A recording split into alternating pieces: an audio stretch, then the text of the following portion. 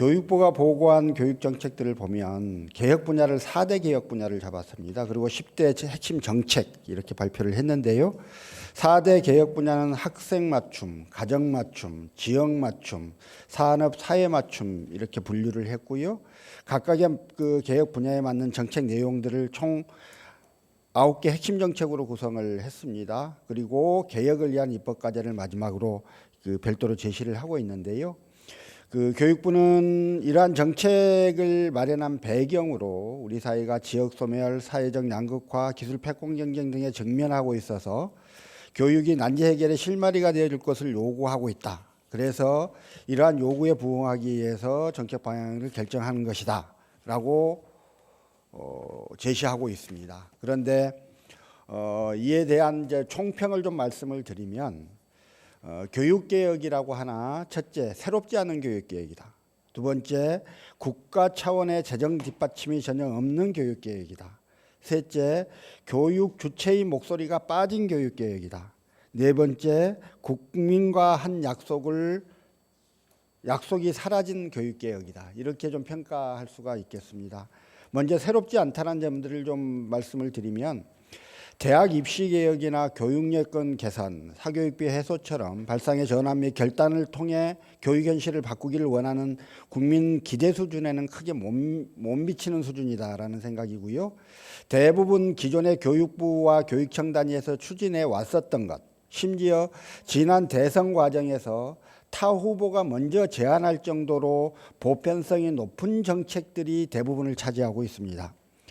기존의 정책에 박차를 가한다는 측면에서는 의미가 있다고 할 것입니다만 이걸 그 기존 정책에 박차를 가하고 강화하는 정도 그런 거를 대통령이 나서서 교육 개혁으로 포장하고 있는 것이다 하는 생각이 듭니다. 두 번째, 국가 차원의 재정 뒷받침이 없는 교육 개혁을 추진하고 있습니다. 10대 과제 중에서도 디지털 기반 교육 혁신, 학교 교육력 제고, 유보통합, 늘봄학교, 학교 시설 복합화 등 주요 과제들은 국가 차원의 재정 지원이 아니라 교부금으로 지급되는 교육청 재정에 의존해서 추진될 것으로 전망됩니다. 문재인 정부에서 추진하던 국가 차원의 K-에듀 통합 플랫폼 구축 사업은 교육청과 민간 부담으로 전환되고 지난 2022년 연말 예산을 처리하는 과정에서도 늘봄학교 추진 소요 재정을 지방교육재정교부금으로 충당하도록 부대 의견에 이미 끼워 넣어버렸습니다.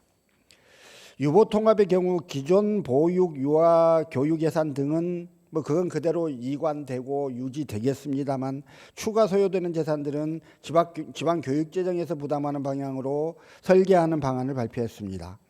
이렇게 되면 유보통합에 따르는 교사 처우 개선이나 시설 개선이나 유치원 교사 및 보육교사 재교육을 포함한 양성체제의 개선이나 교육 보육료의 인상이나 방과 후 과정의 현실화나 이런 부분들에 대한 예산들을 국가가 아니라 지방교육재정교부금으로 전가할 수밖에 없을 것입니다.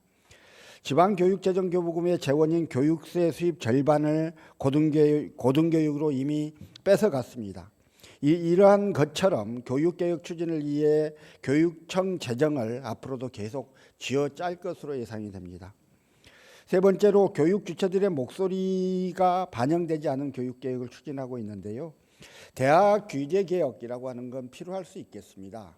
필요한 범위 내에서 하면 될 텐데 문제는 지금 윤석열 정부가 내세우고 있는 규제개혁이라고 하는 게 사립대학의 설립자나 경영자만을 위한 무분별한 규제 완화 일색이어서요. 교육의 질 후퇴를 우려하는 대학생들의 목소리는 전혀 반영되지 않았습니다. 유보통합과 늘봄학교, 학교시설 복합화 등 막대한 재정과 갈등 조정이 필요한 과제를 추진하면서 과연 교육감과 교사, 돌봄 전담사, 지역사회 등과의 의견 수렴이 있었는지 이런 부분에 대해서 심각한 의문이 듭니다. 네 번째로 국민과 한 약속을 헌신장처럼 내팽개쳤습니다.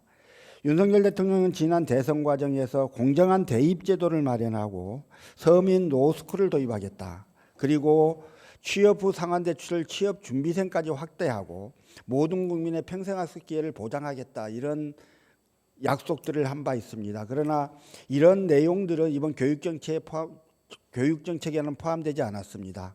대신 공약에도 없었던 교육감 런닝메이트 제도를 도입한다거나 교육 자유특구를 설치한다거나 자사고, 예고, 일반고 전환 계획을 폐기함으로써 고교 다양화를 계속 시도하고 유지한다거나 사립대 규제를 완화한다거나 하는 등 논란이 있을 수밖에 없는 과제들이 국정과제에 포함되고 이어서 이번 10대 핵심 추진정책의 세부 과제로 포함이 되었습니다.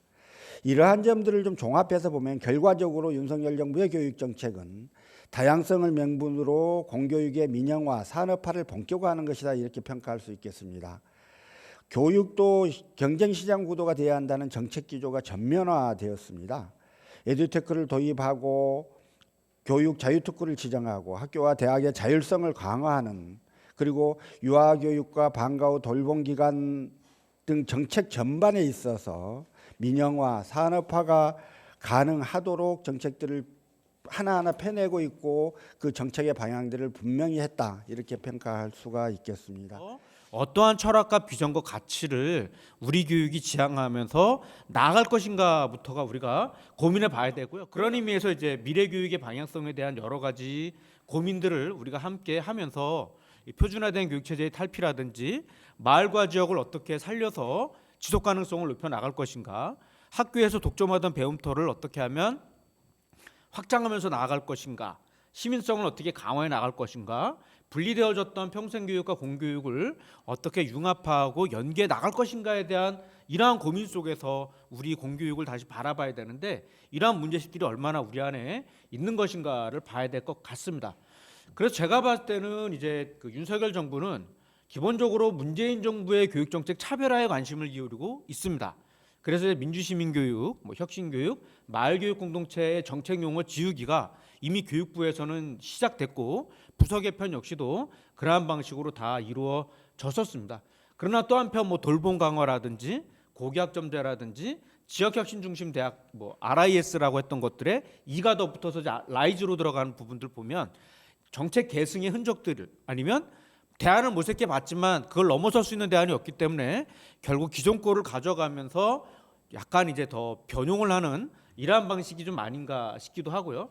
이주호 장관을 매개로 해서 이명박 정부의 교육정책 계승 및 연계 기조가 상당히 뚜렷하죠. 이걸 신자유주의 정책이라고도 볼 수 있는데 자사고라든지 교육자유특구, 협약형 공립 차터스쿨 모델로 갖고 들어온 부분이라든지 자율호 조치가 진행되는 것들을 보면 약간 이제 기시감이 보이는 거죠. 많이 봤던 방식인 건데라는 오래된 미래 같은 방식이다라는 느낌이 들고요.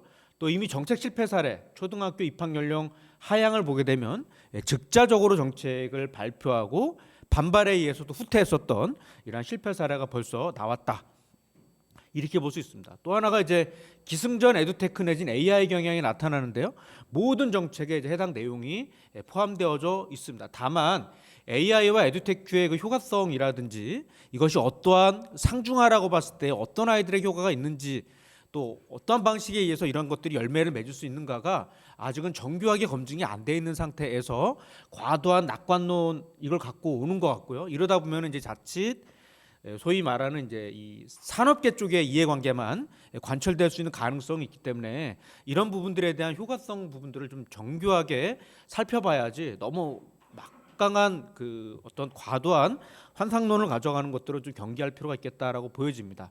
또 하나는 이제 자치화 분권 자율 규제 완화를 시도하고는 있지만 이 안을 잘 보게 되면 시장과 경쟁 그러면서도 기득권 자체를 내려놓지 않으려고 하는 이러한 어떤 중심적 관점이 있는 아주 복잡한 걸로 좀 보여집니다.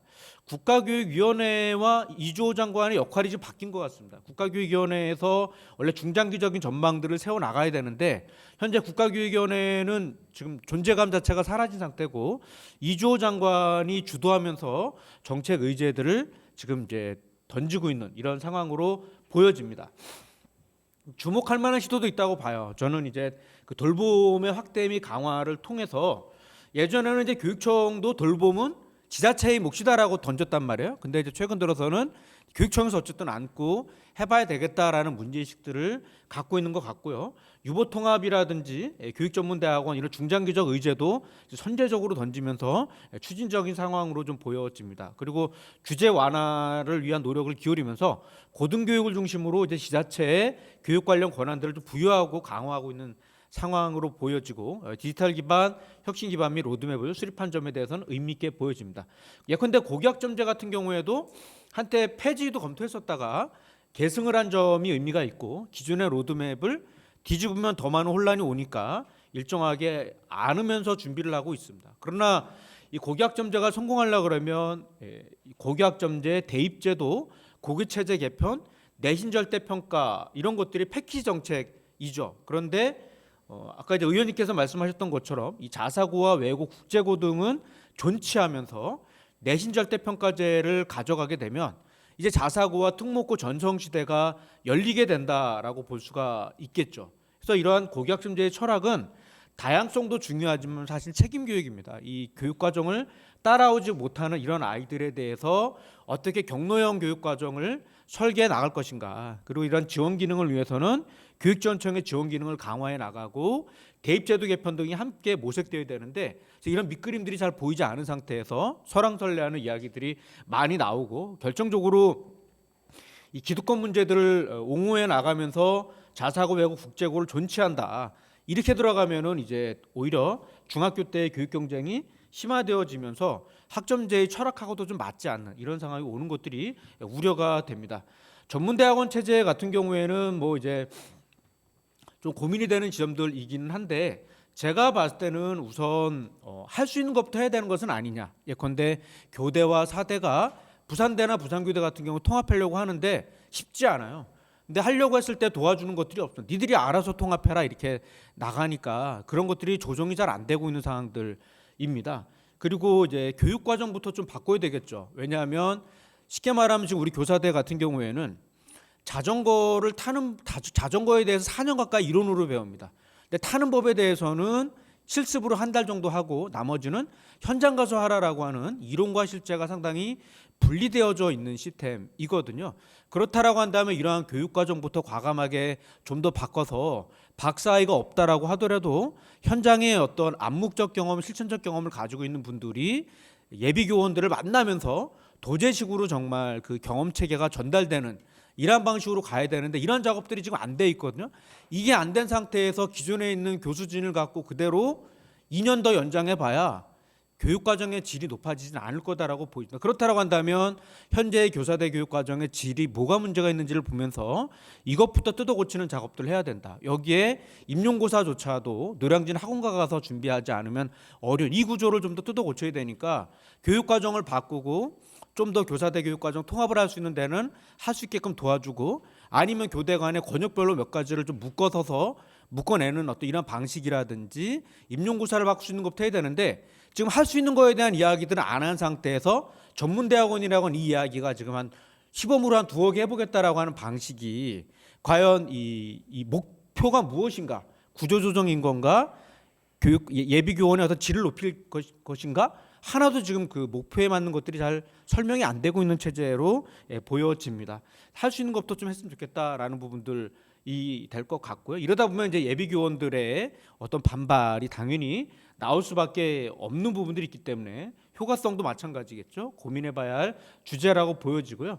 늘봄학교도 이제 의미 있는 정책인 거는 같습니다. 근데 이제 문서를 보니까 도시형과 농촌형 모델로 지금 얘기가 되고 있는데 제가 봤을 때는 좀 더 지역 상황과 학교 상황에 맞게끔 다변화할 필요가 있다라고 보여집니다. 그래서 학교 주도형, 지자체 주도형, 시민사회 주도형, 학부모 주도형, 지원청 주도형, 지역 아동센터 활용형, 사회적 경제 모델 방식들을 통해서 여건에 맞는 모델 다변화를 나가고 이 앞으로 교원이 만약에 남는다라고 판단하면 방과후 모델이 아니라 교육과정 안에서 놀이와 체험과 독서 등이 들어올 수 있는 순증 방식의 선택교육과정을 아이들 중에서 교육과정 안에서 좀 더 들어갈 수 있는 방식에 대한 연구라든지 이런 것들이 필요하겠다. 근데 이를 위해서는 아마 지원청 자체의 역량이 매우 중요할 텐데 과연 지원청이 자원을 발굴하고 연결하고 매칭하고 지원해 줄 수 있는 기능이 있는 건가라고 보면 이 지원청 자체가 사실상 그 중간 지원 조직과 같은 이러한 서비스 조직으로 변모하지 않은 상태에서 관료 조직으로 들어가면 문서에만 그칠 가능성이 상당히 있어 보인다라는 부분들인 거고요. 직선제 폐지 같은 경우에도 이제 그 갑자기 튀어나온 어떤 걸로 좀 보여지는데 여러 가지 논리로 봤을 때는 폐지보다는 이제 보완의 논리 속에서 이걸 어떻게 가지고 들어갈 것인가에 대한 고민인데 제가 봤을 때는 오히려 교원의 정치 참여권이라든지 선거 방식의 보완이라든지 아동과 청소년들의 정책 참여권들을 좀 더 보장해 줌으로써 이 교육 의제에 대한 관심도를 더 끌어올리고 정보를 좀 더 어떻게 유통할 수 있는 것인가 쪽으로 좀 더 고민하는 방식들이 더 맞지 않을까라는 생각들을 해보게 됩니다. 특히 걱정되는 것 중에 하나가 이 자유특급법입니다. 이게 이제 뭐 지역의 소멸을 좀 예방하는 차원 안에서 이런 이야기가 나오는 것 같은데요. 예를 들면 안산과 같은 데가 과거에 다문화 특구라고 하는 방식을 통해서 다문화를 위한 어떤 특구 방식들을 고민해 왔었거든요. 그거 하나도 그 인기가 없습니다. 그러니까 쉽게 말하면 그 본질은 뭐냐면 명문고인 거예요. 국제학교 수준의 명문고들을 만들어내서 지역을 살려보겠다라고 하는 이러한 문제식들이 있는데 이것이 그냥 반영됐다가는 불평등과 양극화를 더욱더 심화시킬 가능성이 있겠죠. 국제학교와 그렇지 않은 학교로 이제 나눠졌을 때 나타나는 문제들이기 때문에 이러한 특별한 어떤 뭔가를 만들어 나가는 방식들이 아니라 모든 지역 안에서의 다양한 실험과 실천을 동로해 나가는 방식들이 가능하겠죠. 그러면 기존의 자율학교라든지 마을교육 공동체라든지 세계 시민교육의 가치를 잘 활용해 나가면서 이 지역을 떠나지 않고도 행복하게 살아갈 수 있는 모델을 만들어 나가야 되는데 이러한 모델이 이미 있거든요. 기초지자체 수준 안에서 축적되어져 있는 부분들이 있는 건데 이제 이런 자꾸만 이런 특구 방식들을 갖고 뭔가를 풀어가려고 하는 방식들은 기존의 명문학교 패러다임과 다르지는 않다라고 보여집니다. 마무리를 좀 짓겠습니다. 제가 봤을 때는 국가교육위원회의 역할이 지금 실종되어져 있고 잠깐만 보이는데 정제되지 않은 정책들을 막 선발표하고 후 수습하는 경향이 있는 것 같습니다. 그래서 앞으로 위원회가 좀 더 교육 의제 형성 기능을 강화해 나가면서 경청과 토론과 연구의 과정이 좀 결합된 방식으로 가야 된다. 근데 이런 것들이 없는 상태에서 지금 장관 입만 바라보고 지금 뭔가 막 나가는 방식들이 상당히 거칠다라고 보여지고요. 두 번째로는 이미 기초지자체를 보시게 되면 시흥이나 오산이나 옥천이나 순천과 같은 데에서 상당히 그 지역 지속 발전 가능성의 모델들이 있었습니다. 그래서 우리가 앞으로 이러한 지역 안에서 의미 있게 열매를 맺었던 사례들에 집중해 나갈 필요가 있고요. 이 상대평가 체제 패러다임과 명문학교와 경쟁교육 패러다임에서 벗어나는 그래서 유네스코의 미래교육 보고서를 뛰어넘을 수 있는 비전과 내용체계 수립을 지금부터 우리가 준비를 해야 한다. 한편 문재인 정부 때를 보게 되면 여론 눈치를 보다가 교육 분야에서의 개혁과 혁신 과제를 제대로 추진하지 못했습니다. 그러니까 이주호 장관이 갖고 있는 용기만큼도 없었다라고 봐야 될 것 같습니다. 그러면 이제 민주주의 정원에서 나와 있는 것처럼 빅, 왓, 스몰아웃 전략들을 해 나가야지 되는 부분들이 있는 건데 과연 우리 안에 빅왓은 무엇이며 그것들을 구체적으로 실현해 나갈 수 있는 스몰아웃을 누가 세워 나가고 있는 것들인 거냐? 그리고 전통적인 진보와 보수 의제를 넘어선 제3의 그 타협의 영역이 있다라고 보여지는데 이런 영역들을 가지고 우리가 좀 더 고민해보고 길들을 좀 찾아가 볼 필요가 있을 것 같다. 그리고 규제 완화가 만능으로 가서는 안 된다. 규제라고 하는 것들이 반드시 새롭게 만들어야 할 규제도 있고 유지해야 할 규제도 있고 수정이 필요한 규제도 있고 폐지해야 할 규제가 있습니다. 이런 것들을 잘 좀 갈라쳐 가야 되는 거죠. 왜냐하면 비리사학의 영역도 있고 공공성이 취약한 영역들이 있고 그러한 규제가 오히려 질 높은 질을 보장해 나갈 수 있는 최소한의 장치가 될 수도 있는 건데 이런 것들을 옥석을 가리지 않은 상태에서 그냥 다 완화해 줬을 때에는 자칫 또 다른 문제가 발생할 수 있겠다. 그리고 이제 지금 서울시 같은 데에서도 문제가 발생되고 있는 것처럼 시도의회가 지금 그 철학도 없고 뭐 방향성도 없고 막 이러다 보니까 상당히 좀 문제가 발생되는 것이 전국적으로 나타나고 있는 현상들입니다. 교육 전문성을 갖고 있는 시도위원들부터 잘 좀 토대를 구축해 나가고 있는 건가 그런 분들이 지금 위원회에 구성되어져 있는가부터 우리가 보면서 청와대를 바라보는 것도 중요하지만 지역의 풀뿌리부터 제대로 가고 있는가를 확인해 보지 않은 상태에서 그냥 뭐 누구의 네트워크를 통해서 그냥 발탁되는 이런 방식들은 상당히 경계해야 한다. 여기가 무너지면은 다 무너지는 거다라고 좀 봐야 될 것 같고요.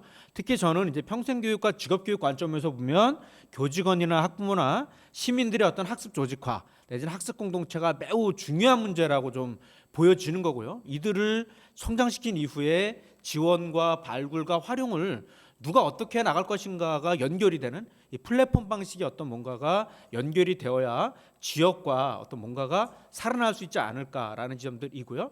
새로운 정책과 사업 발굴도 중요하지만 기존의 정책과 사업들을 평가하면서 무엇을 유지 발전할 것인지 무엇을 없앨 것인지부터 따져보는 작업들에서부터 우리의 일들이 시작되는 것은 아닐까 생각을 하면서 저의 발제를 마치겠습니다. 경청해주셔서 감사합니다. 고맙습니다. 윤석열 정부 고등교육 정책의 문제점을 좀 구체적으로 한번 보겠습니다. 아까 앞서 초중등의 발제를 제가 잠깐 들었는데 거기 보니까 주목할 만한 시도가 있다라고 좀 언급하신 부분도 있더라고요. 저도 고등교육에서 그런 부분이라도 좀 있었으면 좋겠습니다. 근데 고등교육의 정책에서는 정말로 전반적인 전환을 하지 않는 이상 정책을 바로잡을 수 없을 정도로 지금 문제가 심각하게 좀 확대되고 있는데요. 하나씩 좀 짚어보면요. 가장 지금 화두가 되고 있는 대학 관련 권한 지자체 위임 사항입니다. 엊그제 이제 라이스 구축 체계 구축까지 발표가 됐습니다. 그것을 시작으로 해서 대학 관련된 권한을 지자체에 위임하겠다라고 하는 정책이 지금 가속화를 하고 있는데요.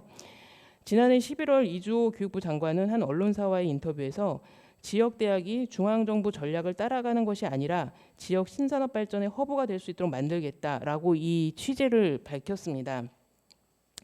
그리고 엊그제 라이스 체계 구축 발표하면서 일단 그 23년, 24년까지는 지금의 재정 지원 사업에서 지자체 역할을 확대하는 정도로 가는데 25년에는 라이스로 통합해서 점차적으로 대학에 대한 권한을 이양을 하겠다라고 했습니다.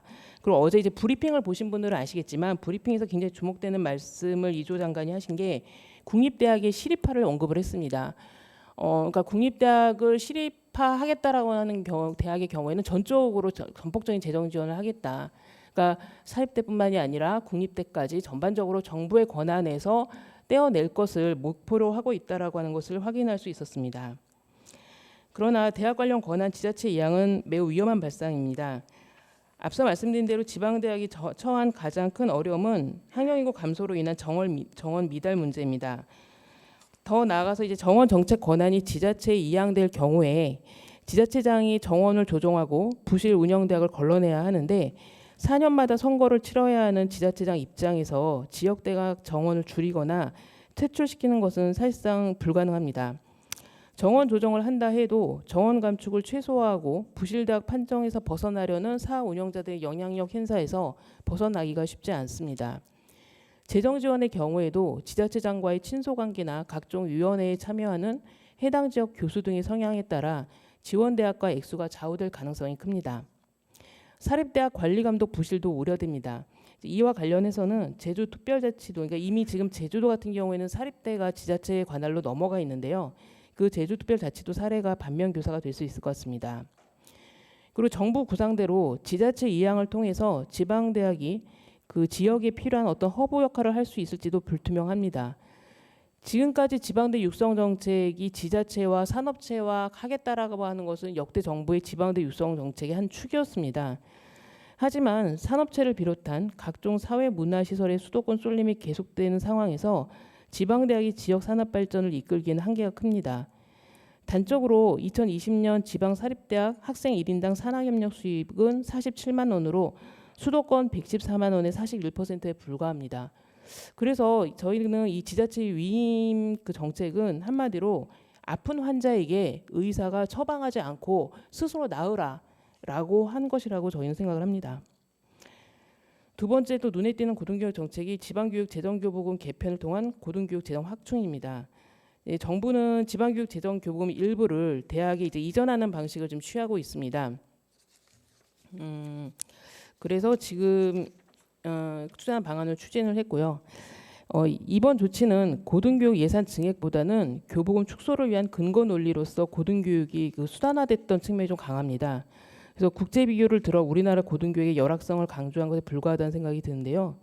그리고 이 방안으로 고등교육 재정이 기대만큼 확충되리라 보기도 어렵습니다. OECD 회원국 평균 수준에 맞춰 국내 총생산의 1.0에서 1.1%를 확충하자. 이거 이제 오랜 어떤 그 고등교육 재정 확보의 그 한해 목표처럼 되어 왔었는데요.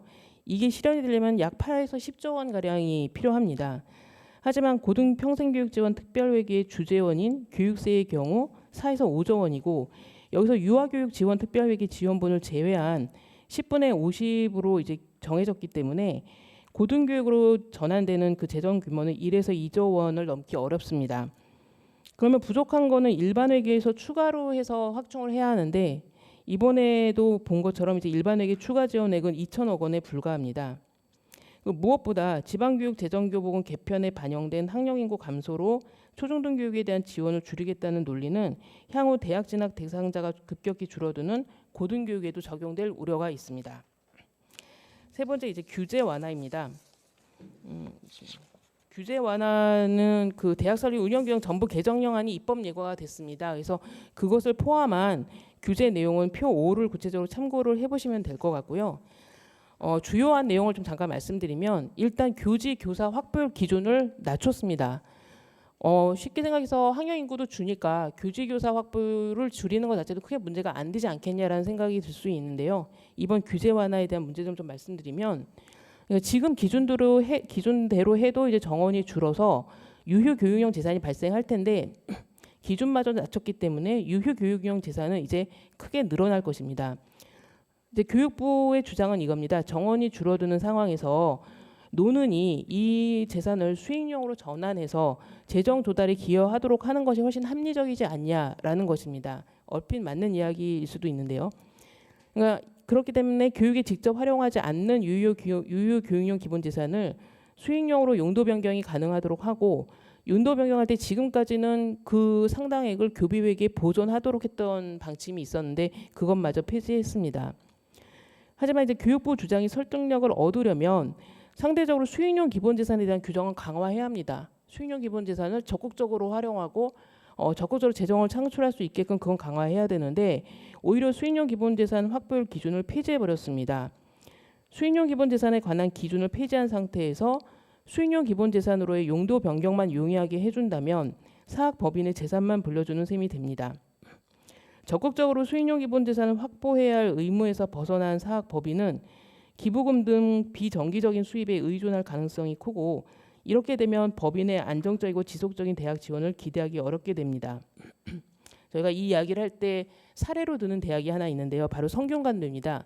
성균관대가 지금 삼성이 운영을 하고 있는데 성균관대 수익용 기본재산 확보율은 한 4% 정도밖에 안 됩니다. 대신 법인 전입금이 다른 대학에 비해서 상당히 많습니다.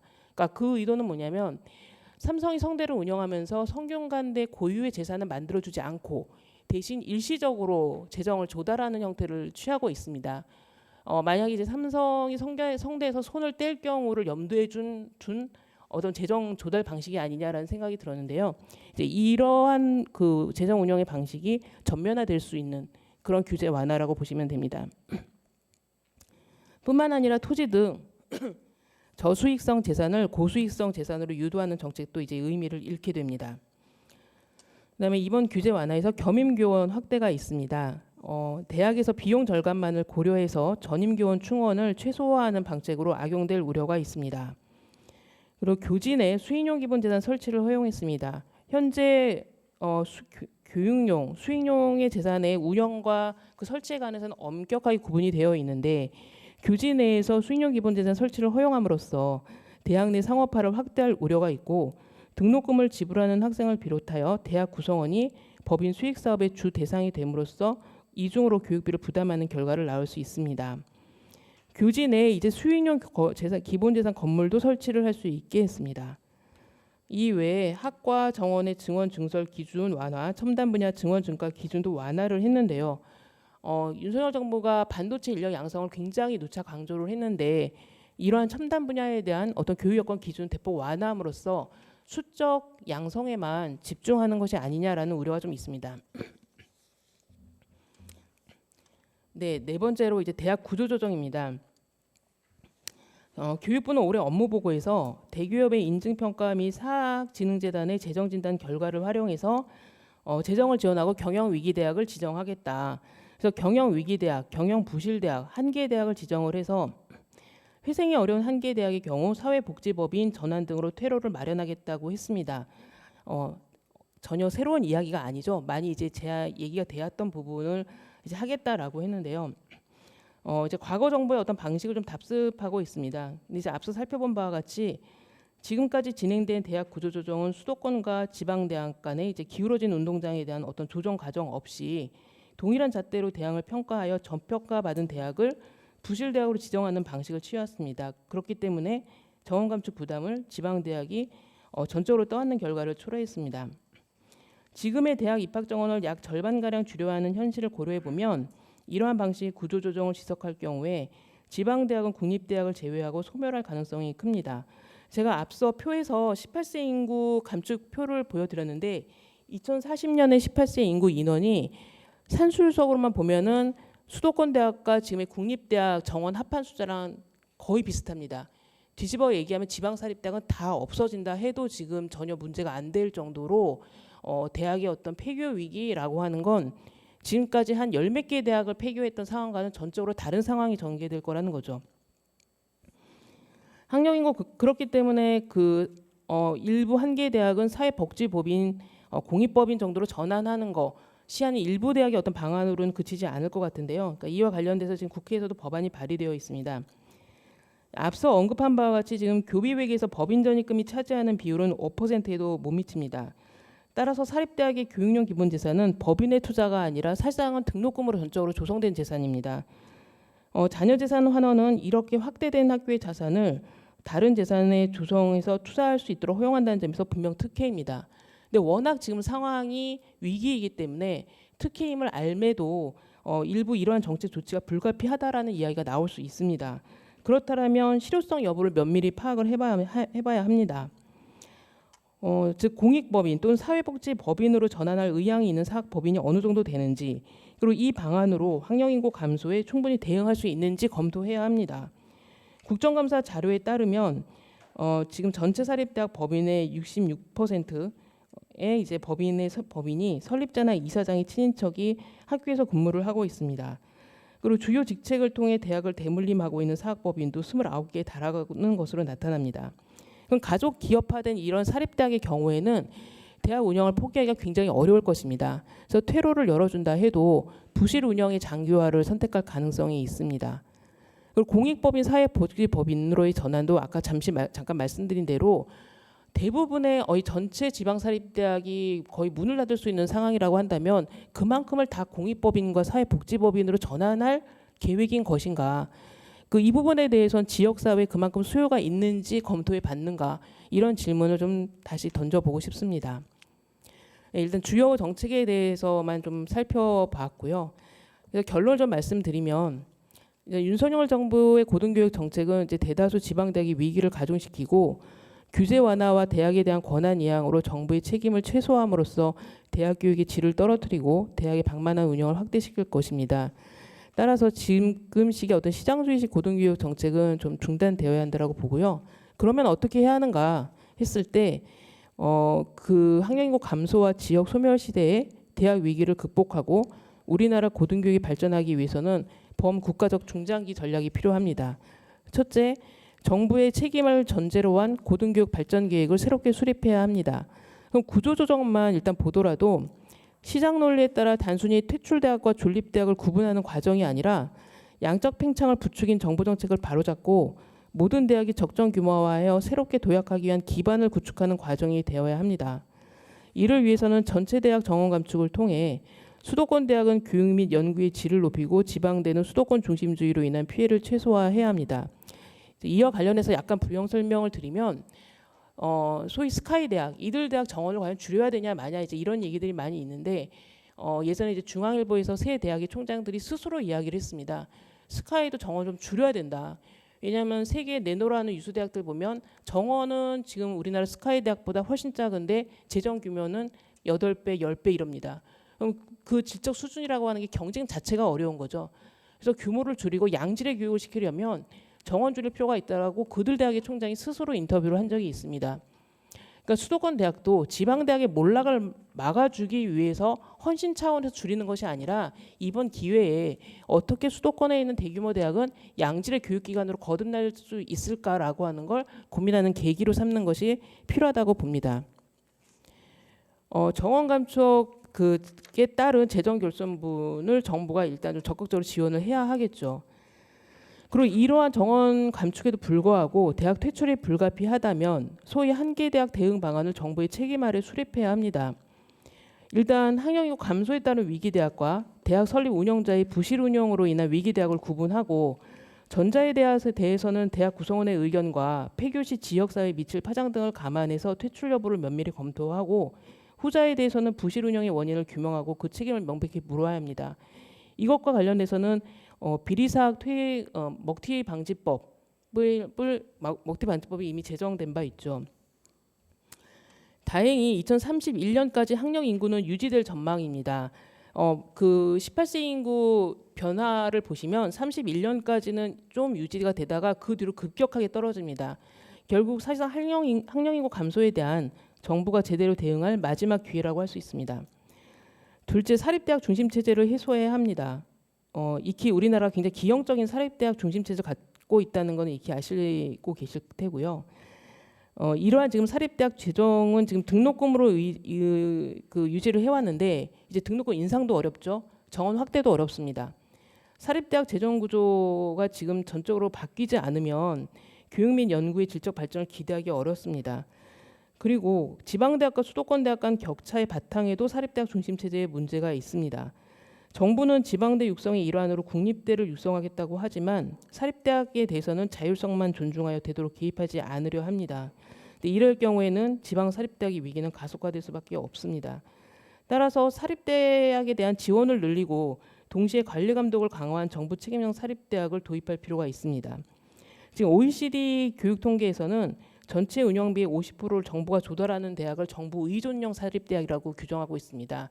가장 대표적인 나라가 영국입니다. 영국의 사립대학은 100% 정부 의존형 사립대학입니다. 그래서 그러한 개념을 좀 차용을 해서 우리도 사립대학의 운영에 사립대학에 대한 재정전을 늘리고 그에 상응하는 운영의 투명성과 공정성을 이끌어내는 그런 정책을 획기적으로 한번 시도해 볼 필요가 있습니다. 그리고 이것은 학령 인구가 줄기 때문에 이것을 하기 위한 전체 사립대학 운영의 50%를 지원하기 위해서 정부의 재정 지원의 부담도 지금보다는 상당히 좀 줄어든 지금의 형태에서 조금만 더 보태면 가능한 수준입니다. 그래서 이 학령 인구 감소를 계기로 이런 좀 전환적인 고민을 좀 해볼 필요가 있을 것 같고요. 셋째, 고등교육 재정교부금법 제정 등으로 대학에 대한 안정적 재정 지원을 보장해야 합니다. 앞서 서술한 바와 같이 윤석열 정부는 지방교육 재정교부금의 일부를 대학에 지원하는 방안을 추진하지만 이 방안으로는 충분한 고등교육 재정을 좀 확충할 수 없습니다. 따라서 적어도 OECD 평균 수준으로는 고등교육에 대한 정부 지원을 늘려야 하고 정부 지원의 안정적 보장을 위해서는 한시적인 고등교육 평생교육 지원 특별회계법을 넘어서 고등교육 재정교부금법을 제정해야 합니다. 예, 이 정도로 그 고등교육에 대한 부분은 발제를 마치도록 하겠습니다. 감사합니다. 우선 이제 여기 제목도 평생교육 정책 진단 및 해법 이렇게 돼 있잖아요. 예, 해법에서 출발을 합니다. 대부분 그렇습니다.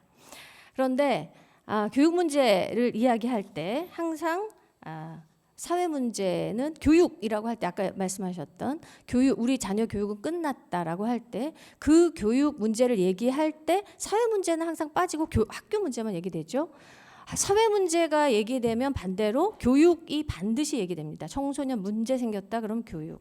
뭐 문제가 생겼다라고 하면 교육이 나옵니다. 그러니까 해법으로는 항상 해결책으로 교육이 이야기됩니다. 지금까지는 학교 안에 어떤 교육이 중심이 되었었죠. 그래서 학교 안에 갇혀져 있는 교육이다. 그러면 해법으로서의 교육은 밖에 있다. 이렇게 생각을 한 거예요. 근데 우리가 정책을 만들 때도 그렇고 교육과정도 마찬가지인데요. 이게 두 가지로 항상 이원적으로 봅니다. 그래서 학교 밖. 그다음에 뭘 가르치는 것 아니면 그 아닌 것. 이런 식으로 우리가 머릿속에 너무 이원적으로 되어 있고 우리 몸 자체도 그런 학교에 익숙해져 있기 때문에 거기서 벗어나지 못하는 그런 교육관을 가지고 있는 겁니다. 그래서 사실은 지금 우리들도 교육에 대한 어떤 얘기를 하면서도 전문가다라고 하고 특위를 구성하고 뭐 정책을 얘기하면서도 이 교육의 개념은 학교에 국한되어 있고 일방향적이고 학교를 가야 되고 이게 전제가 되는 거예요. 대학은 이렇게 돼야 된다. 그러니까 새로운 개혁, 미래를 얘기해도 맨날 그 나물에 그 밥이 되는 것이고 결국은 똑같은 얘기를 하게 되니까 개혁은 안 되는 거죠. 그러니까 미래를 얘기하지만 현재를 존중하지 않을 뿐만 아니라 제대로 미래를 만들어 나갈 수가 없는 겁니다. 그래서 뭐 말은 대전환 하는데 실제로 대전환을 좀 하려면 수동적인 패러다임에서 벗어나야 되고 그것을 가능하게 하는 부분이 이제 평생교육이다라고 하는 말씀을 제가 드리고 싶습니다. 지금까지 그 뭐 해법으로 그러니까 어떤 면에서는 이전의 패러다임의 해법이라고 하는 부분으로 평생교육이 얘기가 됐었던 거죠. 그리고 그런 것은 이런 이유들이 있습니다. 그래서 뭐 여러 가지 이유로 평생교육이라고 하는 것은 굉장히 괜찮은 말로 작동을 해왔던 겁니다. 그런데 패러다임은 똑같았어요. 이게 어떤 문제를 해결하는 어떤 대안. 그러니까 교육이라고 하는 게 뭐고 그것을 통해서 그것을 잘하면 저절로 문제 해결되는 게 아니고 문제는 있고 해결책으로는 평생교육, 해결책으로는 어떤 교육 이렇게 제시가 됐다는 거죠. 그러니까 구조를 바꿔야 되는데 맨날 어떤 이렇게 어떤 정책적으로 하나 던져주는 그런 개념으로 교육이 위치지어 왔다.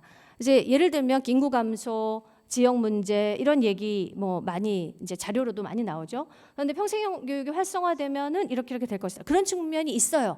그런데 그러다 보니 이 부분에만 초점을 맞추게 되고 불평등 문제 굉장히 심각해지고 있죠. 그리고 어떻게 보면 지구 위기와 불평등이 결합돼서 우리가 팬데믹 이후 더 이제 양극화가 심해졌다라는 얘기가 있는데 더 심각해지고 있죠. 그런데 이 부분에 대해서도 교육을 통해서 뭔가 소외계층에게 어떤 그 교육 기회를 부여하면은 조금 불평등이 완화될 것이다라는 생각들을 많이 하고 있습니다. 또 4차 산업혁명 이야기 나오면서는 평생 직장은 딱 사라졌다. 그러니까 직업교육을 평생화하고 전반적으로 더 이제 어떻게 보면 이제 평생교육이 직업교육으로 전환되면서 더 경쟁적인 자본의 논리에 따라서 돌아갈 수 있게 하는 그런 부분으로 이제 전환이 되는 것이죠. 그래서 4차 산업혁명과 관련해서도 마찬가지로 평생교육 강조되고요. SNS와 관련해서도 크리티컬 미디어 리터러시를 통해서 이걸 해야 된다는 얘기가 나옵니다. 그러니까 제가 이제 말씀드리려고 하는 것은 평생교육 굉장히 중요한 기여를 했어요. 학교를 벗어나게 한다는 굉장히 새로운 교육의 개념을 제시했기 때문에 어떤 근본적으로 의미가 있었으나 다른 한편으로는 우리 그 데우스 엑스 마시나라고 뭐 끝나고 나면 하여간 뭐 예를 들면 어떤 문제가 심각했을 때 어떤 뭐 짜자잔 멋있는 사람 하나 딱 나와가지고 해결 다 해주는 그런 것처럼 이제 교육이라고 하는 것, 평생교육이라고 하는 것이 밑이 주어졌다라고 하는 측면이 있다는 거죠. 그래서 실제로 20년간 확장되어 왔습니다. 평생교육을 보면. 그리고 앞으로도 평생교육은 확장될 거라고 보여져요. 그리고 이번에 윤석열 정부의 5년 그 기본계획 또 5차 기본계획에도 마찬가지로 평생교육이 중요하다라고 이야기는 되고 있습니다. 그러나 아까 말씀드렸듯이 이게 패러다임이라든가 무엇을 지금 우리가 교육이 지향해야 될 바로 가야 될 것인가라고 하는 방향이 아니라 이건 그냥 아까 얘기했던 그 모든 것을 해결해주는 어떤 해결책으로 제시가 되는 측면이 있었다는 거죠.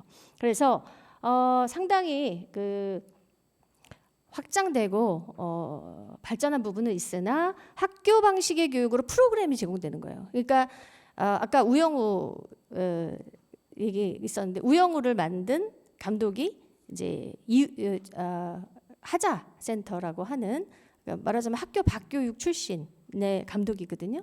그러면 그런 그 학교 박교육에서 어떤 학생들이 어떻게 성장했고 그게 어떤 식의 교육인가 평생교육의 원리가 거기에 이제 담겨 있는 거거든요. 그래서 평생교육적 관점이라고 하는 것이 사실은 이런 변화와 양적 확장의 결합이 돼 있어야 되는데 실제로는 그러지 못했던 거예요. 학교교육 방식으로 프로그램이 확장되는 방식으로만 진행이 됐었던 겁니다. 그러니까 많이라고 할 수는 없어요. 학교 공동체라고 하는 부분도 많이 해왔기 때문에. 그러나 정책적 지원이 거기에 초점을 맞춰주고 있었다. 그리고 경제 발전도 그 밑에 깔려 있는 거예요. 그러니까 이게 두 가지가 섞여 있는 거죠. 교육의 본질, 공동체, 활동 이게 교육으로 다 들어오는 반면에 다른 한편으로 이런 뭐 인적 자원, 경쟁을 더 강화시킨다든가 교육을 개인화시키는 거, 온라인에서 개별적으로 학습할 수 있게 한다든가 이런 부분들도 작용을 했던 겁니다. 그러니까 지금까지 흐름을 보면은 평생교육이라고 하는 게 두 가지 측면을 가지고 있고 사실은 전자적 측면, 그러니까 정말로 이게 사람을 행복하게 살 수 있도록 자기의 본질을 실현해 나가는 방식, 그걸 평생에 걸쳐서 이루어지도록 국가가 지원한다. 요 원리보다는 우리가 흔히 신자유주의라고 얘기하는 개별화시키고 더 자기 어떤 학력이라든지 자격으로 환원시키는 그런 방식으로 갔다는 겁니다. 그래서 결국은 구호는 멋있지만 이렇게 나이스하지만 계속적으로 이제 말하는 대전환이 될 수는 없었던 그런 부분이 있다는 겁니다. 예산은 놀라울 정도로 적어요. 그러니까 교육부에서 전체 예산 1.3%, 그러니까 몇 프로쯤 될 것 같아요. 그럼 되게 한 5%나 뭐 10% 정도 얘기하시는데 1.3%. 그리고 광역지자체에서도 제일 높은 곳이 인천인데 1.08%입니다. 1%가 안 돼요. 다른 지자체들은. 그러니까 이 정도로, 그러니까 이게 굉장히 중요한 교육이고 향후에는 교육이라고 하는 영역을 통해서 평생교육, 평생학습을 통해서 삶의 질이 개선되고 우리의 어떤 뭐 국가는 물론이고 개인, 지역 같이 상생할 수 있다. 지금 이렇게 말은 하는데 그렇게 할 수 있는 재원이나 제도가 없다는 거죠. 그래서 정치적으로 그 부분에 초점을 맞춰서 다른 부분을 봐야 되는 그런 상황이다라고 보여집니다. 현재의 패러다임으로는 그런 사회 교육 문제에 대한 해결은 불가능하다고 저는 생각이 확실히 들어요. 왜냐하면 가던 방향대로 가면서 더 심화되는 거기 때문에 온전히 벗어나야 됩니다. 지금 뭐 지역 문제, 지구적 위기, 인구 구조, 뭐 불평등 이런 얘기들을 하는데 이 부분에서 정말 이게 평생 학습의 차원에서 어떻게 엮어낼 것인가 사람들 사이에, 그리고 어떤 방향 가치로 만들어 나갈 것인가라고 하는 부분이 빠져서는 그냥 그 자리에서 계속 맴돌 가능성이 너무 높습니다. 그래서 5차 기본계획을 보면은 이제 아까 제가 말씀드렸던 연장선상에 있습니다. 사실 평생교육이 2002년부터 시작이 됐거든요. 그러니까 법적으로는 1999년입니다. 근데 이제 2002년부터 국가에서 기본계획을 세웠고요. 그래서 5년 단위의 기본계획을 세웠고 지금 5차 기본계획을 하고 있는데요. 여기에 보시면 아시겠지만 굉장히 아름다운 비전이 제시되고 있고 이번에도 마찬가지입니다. 가치도 마찬가지예요. 그런데 이번에의 그 5차 기본계획을 보면 여기에 이제 도약, 그 다음에 누리는 것, 지속가능성, 기회 연계 이런 얘기가 있죠. 그러니까 아까 말씀드렸던 시민들이 어느 정도 성장했기 때문에 지속가능성 이런 얘기를 써야 돼요. 쓸 수밖에 없어요. 근데 제가 주목하는 거 예를 들면 연대가 아니라 연계를 쓰고요. 기회도 이제 굉장히 그 소수의 소외계층에게만 주는 기회를 얘기합니다. 그러니까 전체 국민이 어떤 식으로 사고를 할 수 있도록 만들어서 또는 관계를 어떤 그 원활하게 지역 사회의 주인으로 살아갈 수 있도록 만들어 낼 것인가라고 하는 부분이 빠져 있다는 거죠. 긍정적인 측면이 이런 겁니다. 사회부총리라고 하는 관점이 들어와요. 평생교육은 그 부분이 들어옵니다. 저는 여기 교육특위도 마찬가지라고 보는데 이게 교육이 딱 학교교육이 아니라 지역사회 전체를 봐야 됩니다. 그러니까 사회부총리가 교육부 장관이 되는 아주 근거가 저는 있다고 보고 그게 바로 평생교육적인 아이디어가 있다고 봐요. 근데 실제로 그러지 못했지 않습니까? 사회부총리로서의 기능을 하려면 전 부처에 있는 교육들이 관장돼야 되고 현재는 굉장히 많은, 오히려 교육부의 평생교육 재정은 실제로 3천억 정도밖에 안 되는데 다른 부처들은 1조 한 4천억, 3천억 이렇게 됩니다. 세 개 부처는 그래요. 그러니까 그렇게 실제로 하고 있는 부분들이 연계되고 국민들이 평생교육이라는 게 있구나. 이걸 하면 내가 행복하겠구나. 내가 아이들을 괴롭히지 않겠구나. 내가 어떤 뭐 젠더 문제에 대해서 나설 수 있겠고 이렇게 만들어줘야 된다는 거죠. 그런 점에서 핵심과제를 보면 실제로 이거 다 하나도 없더라고요. 그러니까 지속가능성이 키워드면 들어가 있어야 되는데 없습니다. 전무하고요. 기회는 있는데 사각지대나 3050으로 도약해서 직업적인 부분이랑 결합이 됩니다. 그러니까 사고가 사람이 아니라 직업으로 가 있는 그런 틀이 좀 분명하게 드러나요. 그러니까 분명히 물론 사각지대 중요한데 거기에 포커싱이 어디로 가고 있냐, 이것이 중요하다는 것이죠. 그리고 이제 연계는 어디로 들어가고 있냐면 내용을 분석을 해보니까 경력, 자격, 학력, 연계라고 하는 방식으로 기존의 연대라고 했던 부분, 사람 간의 연대라고 하는 부분에서 사람이 빠지고 그 시스템만 남는 거예요. 그러니까 굉장히 이전에 비해서는 체계화가 됐다라고 볼 수 있는 부분이 있습니다. 그 핵심 과제 중에. 그런데 중요한 것은 사람이 빠지고 관계가 빠져 있는 상황이에요. 그게 평생교육의 정신에는 사실 위배되는 부분이거든요. 아까 얘기했던 두 가지 중에 뒤에 부분입니다. 자, 시간이 돼서 간단하게 정리하겠습니다. 지금 대개 윤석열 정부의 그 5차 기본계획에 나와 있는 그림 보면 요 얘기가 이제 평생교육에서도 나오는 얘기거든요. 쭉 가서 뒤로 돌아가서 계속 순환적으로 학습할 수 있도록 해주자. 그런데 이제는 사회가 그런 사회가 아니지 않습니까? 대학교육계 왜 해야 되냐? 초중등 왜 해야 되냐? 사회 자체가 지금 그 교육과 노동과 여가라고 하는 것, 내가 좋아하는 것이 같이 그 피드백되는, 좋아하는 것이 일로, 그것이 학습으로 전환이 돼서 그게 동시적으로 진행이 되는 거예요. 공시적으로. 이것이 되지 않는 상황에서 이렇게 난선적으로 이렇게 갔다가 이렇게 가게 해주자, 이렇게 되니까 시스템만 남는 거예요. 지역은 빠집니다. 그러니까 특히 그 정말 지역에 이제 그 국회의원들이 이제 책임을 지고 있으니까 더 말씀드리고 싶은 것이, 현재 이런 식의 그 흐름이 으로 가니까 바로 평생교육과 관련된 정책, 마을 공동체에 대한 정책, 평생교육진흥원 통합, 이런 게 막 진행이 되는 거예요. 이게 자율이라고 하는 말로 기존에 해왔던 어떤 가치로운 부분을 이렇게 되짚지 않고 그냥 진행되는 부분들이 있습니다. 대학도 마찬가지예요. 대학에 가장 많은 그 지금 사업, 라이프 사업, 그래서 아까 라이즈 얘기 나왔던 연결시켜 가지고 가려고 하는데, 사실은 대학을 살리는 게 중요하죠. 중요하지만 대학에 돈이 없으니까 성인학습자 부추정해가지고 대학을 살리자, 이거 아니잖아요. 그러니까 지역을 살리고 사람들 살려야 되니까 대학을 어떻게 해야, 이렇게 되는 프로세스여야 되기 때문에 하여간 그 제가 생각하기에 하여간 이런 대학의 평생교육적 전환도 좀 전면적으로 조금 제고돼야 되는 부분들이 있다라고 하는 겁니다. 그래서 요거 하나는 그냥 이번 정부에 되기는 어렵습니다만 그림은 이렇게 되는 게 맞다는 얘기예요. 평생교육법이 있고 초중등 교육, 고등, 성인교육 이렇게 가야 되는 게 맞고요. 지금은 이제 교육기본법에 이렇게 돼 있죠. 그러니까 평생교육법으로 가게 되니까 이런 아이디어가 지역 단위의 통합이라든가 거기서 무엇을 할 것인가, 이런 식의 논의가 국가 단위에서 이루어지기 어려운 거예요. 그리고 평생교육은 맨날 그러니까 에디셔널리, 그 필요 없는, 없어도 되고 있어도 되는데 있으니까 조금 좋은, 이렇게 되는 것이죠. 그래서 실제로 총체적 지역 재생을 위한 접근, 이런 것들이 외국의 사례들이 있어요. 그래서 이런 거를 지역 단위에서 좀 아주 깊이 좀 구체화시키는 그런 정책들이 마련되면 좋을 것 같고, 그리고 부분적으로는 있습니다. 아까 몇 개 지역 얘기했는데 학습도시 중심으로 해가지고 학습 공동체들을 운영하고 그걸 통해서 뭔가 이루어지고 있는 그런 실천들이 있거든요. 그런 게 제도적으로 지원돼야 되는 그런 상황이다.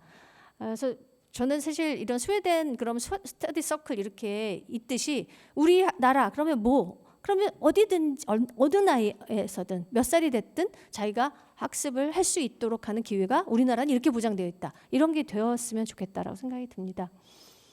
그리고 그 지역 특수에 입각한 그런 학습 지원이 이루어져야 된다라고 하는 것이고요. 그래서 제가 조금 더 하여간 정말 정책적 차원에서 평생교육적 차원에서 얘기 드리고 싶은 것은, 디지털이 너무 일반화되니까 가짜 뉴스와 자아의 어떤 붕괴가 굉장히 심각하잖아요. 그거 진짜 교육적으로 진단해야 된다라고 하는 겁니다. 그래서 몇 가지를 말씀을 드리면서 정리하겠습니다. 국민의 보편적 기본권이라고 하는 개념으로 평생 학습 캠페인이 이루어져야 된다. 지금 그 No Child 뭐 Left Behind 그래서 외국에 있었던 걸 우리나라 들어와서 학생 통합 뭐 지원법을 지금 진행을 하고 있죠. 그러니까 어떤 아이도 뒤에 남으면 안 된다. 근데 어떤 국민도 뒤에 남으면 안 되죠. 그것이 돼야 된다라고 하는 거고 예산은 적어도 10%까지는 가야 된다. 그다음에 온 국민 바우처 여기 김민석 의원님이 작년에 제시했었습니다. 온 국민 장학금제. 근데 힘을 못 받아요. 이게 정말 아이디어가 이렇게 문화가 안 됐기 때문에 그렇습니다. 그다음에 시민대학 오히려 대학을 하려면 지역과의 결합된 그리고 성인학습을 정말 성인학습자들이 할 수 있는 대학. 그래서 저는 진짜 방송대도 좀 이용했으면 좋겠습니다. 저희 이건 개인적인 바람이지만 지자체 공동기금제로 이거는 이제 제정하는 분들이 제안했던 얘기예요. 그러니까 지자체와 교육청의 공동기금이라고 하는 것을 만들어서 평생교육적으로 학교가 지금 학교를 따로 떨어뜨리니까 자꾸 문제거든요. 학부모와 같이 이 문제가 해결이 돼야 되고 지금 평생교육사들이 그런 일을 할 수 있는 상황인데 제도가 없습니다. 그래서 좀 전면적으로 검토를 좀 해 주셨으면 하는 생각이 있습니다. 감사합니다.